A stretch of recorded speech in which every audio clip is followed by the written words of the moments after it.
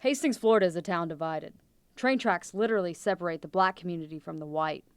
So in this town, being black and poor is being on the wrong side of the tracks. But once a week, the dividing line ceases to exist when all segments of the community come together to provide food for those in need.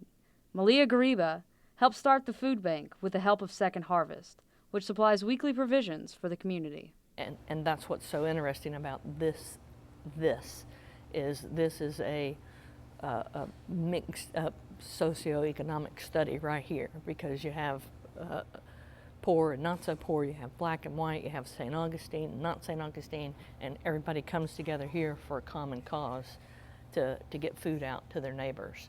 And those neighbors are from all walks of life, like Elizabeth Jenkins, who has 3 teenage boys. I'm thankful for these programs, and I hope they continue.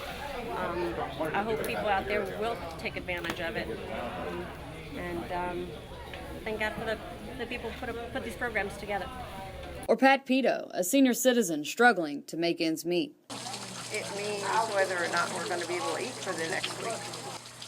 If programs like this did not exist for many people my age, we really would have to go hungry. Hastings was once a thriving farm community that supplied food for Flagler hotels. The haves were the white landowners, and the have-nots were the black farm workers. There were pretty clear black and white lines all along, but the people who could afford it, the richer white farmers, they sent their children to school up in St. Augustine, so that sort of tore apart the fabric of the community here. The town has been suffering economically ever since, but when the recession hit, things got even worse. So nowadays, the farm workers, who were considered among the poorest in the community, can be seen serving up food for others, like this woman, who used to be a nurse. It just lifts my heart to see some of these new volunteers that again, they live on a camp, they've got nothing, but they're here, try this can of, whatever, or try this cheese, or how about a bag, some strawberries for your little girl, or, so it's not just a food bank.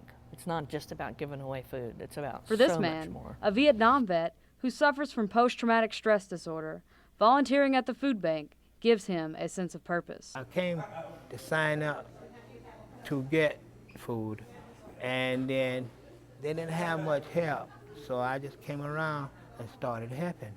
Nubs, who lost his fingers in a wood lathe accident, was sent into the tunnels during Vietnam. When I was in the service, a small guy like me, you know what was called? A rat. A rat. You know why? Because I had to go down in them little tunnels and them holes because I was small enough to do that, diffuse stuff and stuff like that. I go see the end while I was down there and stuff like that. Things happen, and it don't get no better as you get older. It get worse because your body get weaker and your mind get weaker too. People don't understand. So you just have to deal with the cards. You play the cards that was dealt to you, and that's all I say. Like Nubs, everyone here has a story. Johnny Joy was given his name by his bosses at the farm he works on. Joy doesn't know his real name or his family, but every week on a Wednesday, he has family here. It's a very light, friendly, fun atmosphere that try to make you think that you're not in a food bank. That it's respectful and it's dignified, and that's one of my rules, that it has to be peaceful and it has to be respectful and dignified, and everybody gets treated fairly. Malia says she has seen Hastings change from a town to a community. And I'm not foolish enough to think that I'm going to change 40, 50 years of cultural history, but everybody that knows me and knows when they come here that for this day, on a Wednesday, we all get along.